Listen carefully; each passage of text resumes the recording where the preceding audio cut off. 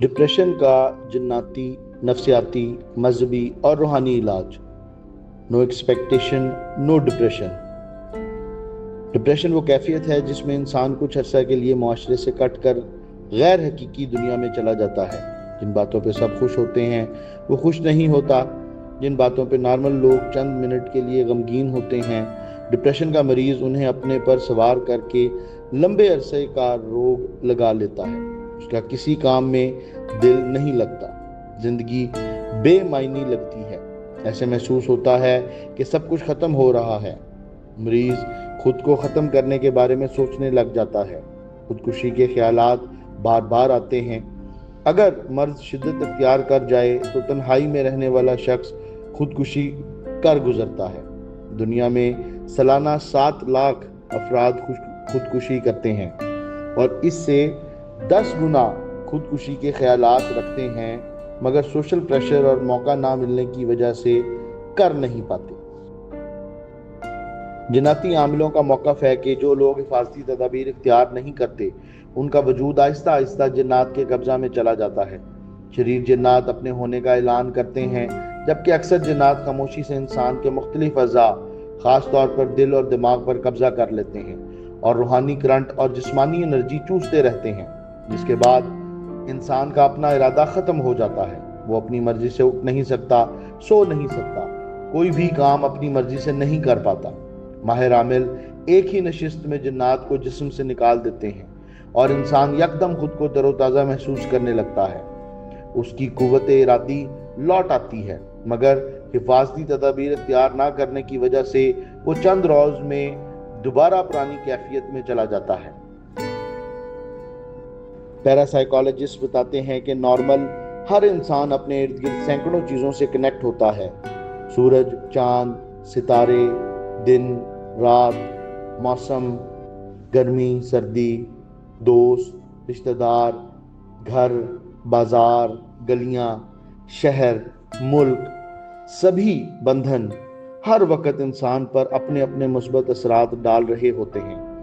اگر خاص اینک لگا کے دیکھا جائے تو وہ تارے نظر آتی ہیں جنہوں نے انسان کو ارد گرد کی چیزوں سے جوڑ رکھا ہے۔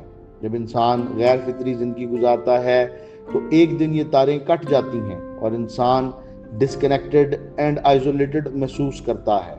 اس کا علاج یہ ہے کہ دوبارہ سے کنیکشنز جوڑے جائیں۔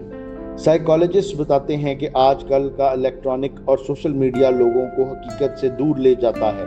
ہر شخص خود کو بل گیٹس، شاہ رخ خان یا مادھوری سمجھنے لگ جاتا ہے، جو کہ حقیقی زندگی میں ہر شخص کا رول الگ الگ اور یونیک ہے۔ لوگوں کو چاہیے کہ دوسروں جیسا بننے کی بجائے اپنے جیسا بنیں، اس پوٹینشل کی کھوج لگائیں جو خدا نے ہر بندے کے اندر الگ الگ رکھا ہے۔ خدا بے مثال ہے، اس کی ہر تخلیق بھی بے مثل ہے۔ جو لوگ آئیڈیلز کی تلاش میں کھو جاتے ہیں ان کے شعور اور لاشعور میں ایک جنگ چھڑ جاتی ہے۔ وہ ہر وقت حاصل شدہ نعمتوں کی بے قدری کرتے رہتے ہیں اور لا حاصل کے پیچھے بھاگ بھاگ کے خود کو ہلکان کر لیتے ہیں۔ نفسیاتی ماہرین تھوڑی سی دوائی دیتے ہیں اور باقی علاج باتوں اور مشوروں سے کرتے ہیں اور کوشش کرتے ہیں کہ انسان حقیقت کی دنیا میں لوٹ آئے۔ میڈیکل ماہرین کہتے ہیں کہ بہت سی وجوہات کی بنا پر انسان میں ہارمونز کا توازن بگڑ جاتا ہے۔ خوشی کے ہیپی ہارمونز کی مقدار بہت کم ہو جاتی ہے، جس کی بنا پر انسان روزمرہ کام کر کے لذت محسوس نہیں کرتا بلکہ بلا وجہ پریشان رہتا ہے، جس کا فوری علاج یہ ہوتا ہے کہ موڈ سٹیبلائزرز اور سیروٹونن ری اپٹیک انہیبیٹرز دوائیاں دی جاتی ہیں، جس سے مرض کی شدت کم ہو جاتی ہے۔ مستقل علاج یہ بتایا جاتا ہے کہ انسان صبح و شام 1 گھنٹہ واک کرے، جس سے خوشی کے ہارمونز خود بخود پیدا ہونا شروع ہو جاتے ہیں اور انسان پھر سے نارمل زندگی گزارنے لگ جاتا ہے۔ جسم کو فارغ رکھنا اور دماغ کو فارغ رکھنا اس بیماری کی جڑ ہے۔ جو شخص جسم کو ورزش میں اور دماغ کو مثبت مصروفیت میں لگا لیتا ہے وہ ہر لحاظ سے فٹ رہتا ہے۔ مذہبی اور روحانی ماہرین کہتے ہیں کہ عبادات اور تلاوت قرآن ہر مسئلے کا حل ہے۔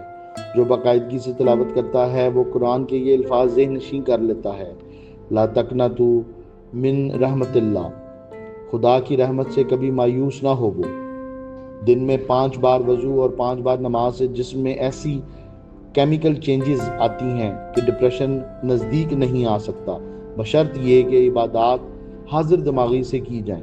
روحانی ماہرین بتاتے ہیں کہ خدا نے ہر چیز کے جوڑے بنائے ہیں: خوشی اور غم، امیری اور غریبی، بیماری اور صحت۔ یہ سب پیئرز کی صورت میں زندگی کے ساتھ ساتھ چلتے ہیں تاکہ کائنات میں توازن رہے اور لوگ خدا بننے سے باز رہیں۔ مضبوط ایمان والا شخص آزمائشی وقت ثابت قدمی سے گزار لیتا ہے، جبکہ کمزور ایمان والا آدمی مایوسی اور نا امیدی اپنے اوپر طاری کر لیتا ہے۔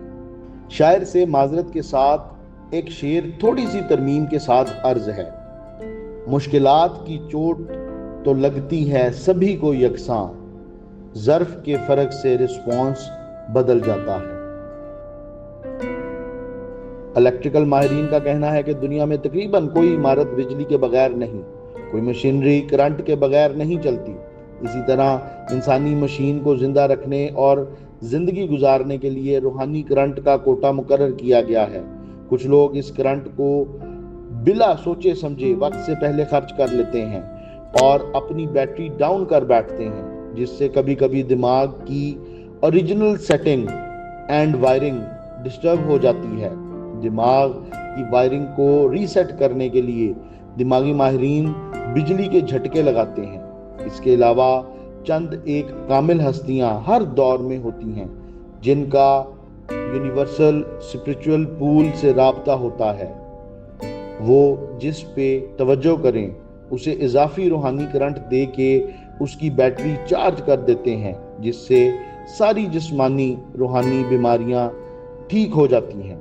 اگر کامل روحانی ہستی نہ ملے تو کسی مشہور اور کامیاب موٹیویشنل سپیکر سے ملاقات کریں، وہ بھی آپ کا حوصلہ بڑھاتے ہیں اور سیلف اسٹیم کو بوسٹ کرنے کے طریقے بتا سکتے ہیں۔ وہ خود پرجوش اور انرجیٹک ہوتے ہیں، ان کا ہر ملاقاتی بھی کچھ عرصہ کے لیے ویسا ہی ہو جاتا ہے۔ اس ساری بحث کا حاصل یہ ہے کہ جتنی زیادہ نیچرل زندگی گزاریں گے اتنا پرسکون رہیں گے۔ عام انسان کو زندگی میں 2 کانٹے بار بار چبھتے رہتے ہیں، ایک خوف اور ایک غم۔ خوف کا تعلق مستقبل سے ہے اور غم کا تعلق ماضی سے۔ قرآن پاک میں ہے کہ الا ان اولیاء لا خوف علیہم ولا هم یحزنون۔ ترجمہ: یاد رکھو اللہ کے دوستوں پر نہ کوئی اندیشہ ہے اور نہ وہ غمگین ہوتے ہیں۔